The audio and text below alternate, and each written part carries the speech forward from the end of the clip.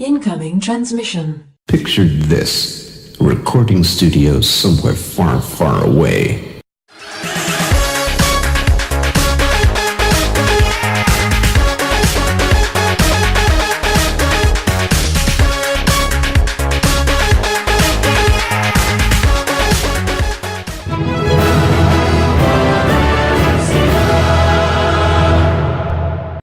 Welcome, Watchers of Illusion, to my Castle of Confusion. It's the 25th of January. I know I'm a day late. We're going to have a look at Shinobi today on the arcade. Already done the NES version of this, so I thought we'd have a look at the original. And I love this game. I used to play this game when I was younger, and we used to go to the local swimming baths. And they had an arcade machine there. And this is where my introduction to this game began. And I actually really like this game. It's good fun. It can be very frustrating at times, and there's a lot to learn. So if you're a level learner, then you're going to enjoy this a lot. Our controls are fairly simple. You've got left, right, duck, jump, magic, and attack. You always start off with these little shurikens. I think that's how you pronounce them.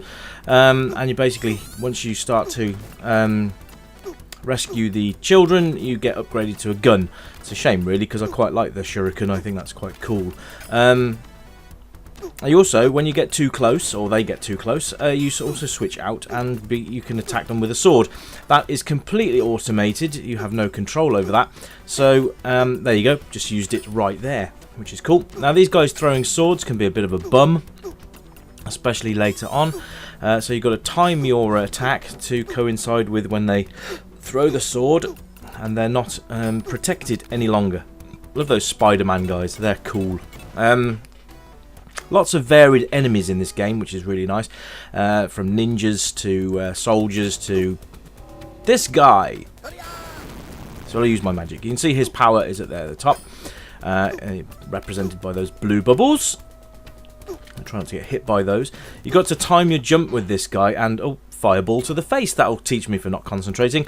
Yeah, you've got to sort of concentrate. You've got to hit him right in the face.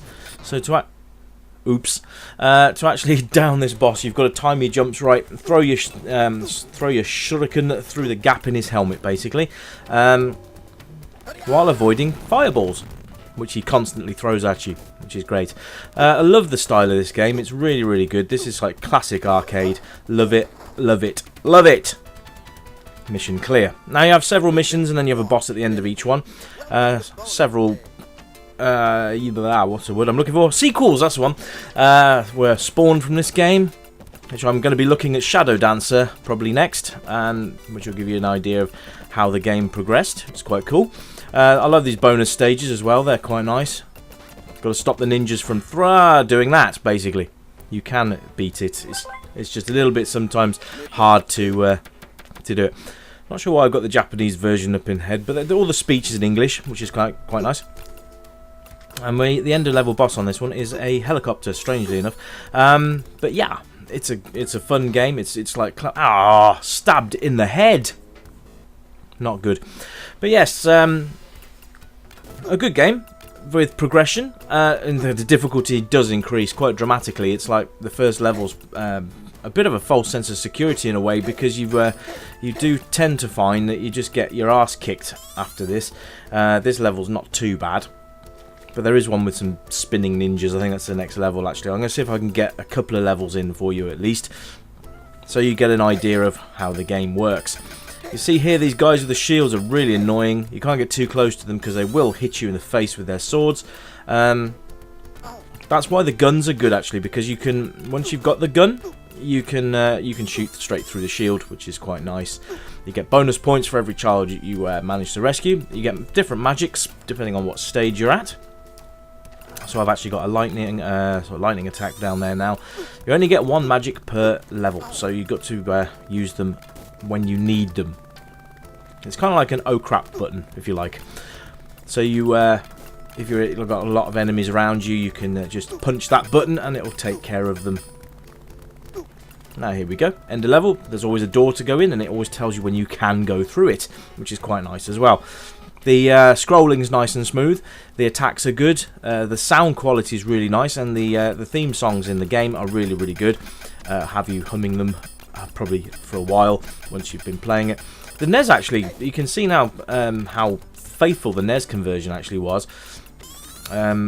This game actually was mass-produced over onto the 8-bit machines, the Spectrum, the Amstrad, C64, Amiga I think actually had a version as well. Here you go, and a sword in the face. All the home versions, I think, all the home computers and consoles had a version of this game at one point in their life cycle. Some better than others. I will get round to doing them all actually. The Spectrum version I actually had back in the day, so I'm going to see if I dig that out and see if I can review Shinobi on the good old humble Specky. You know, it's quite good. I was always, when I was younger, I used to just think naively that anything in the arcade was going to get. Yeah, you see, that's irritating, isn't it? You couldn't even see that guy, but never mind. But yeah, as I was saying, when I was younger, I used to think anything in the arcade was going to get produced in the home. I think one of the ones that I was really pleased about was New Zealand Story. I played that while I was on holiday once when I was a nipper, and then we went to our local Boots. Yes, when Boots actually had games, and it was there, and I was really, really chuffed. But I mean, you know, not everything got a conversion. But you know, that was just a bit of naivety as a child. But it's great now because I mean, obviously a lot of these consoles can handle these sort of games. Now it'd be great to see some classic arcades being put onto a massive compilation. I mean, I know you've got like MAME and stuff like that for the PC, but for you console gamers out there, there's not a lot of choice really. I think there are versions of MAME that you can get for console, but I think you've got to involve having your console chipped, I think. And that can invalidate the warranty, can't it, ladies and gentlemen? But, yeah. Shinobi's one of those classic games that really does deserve all the praise it gets.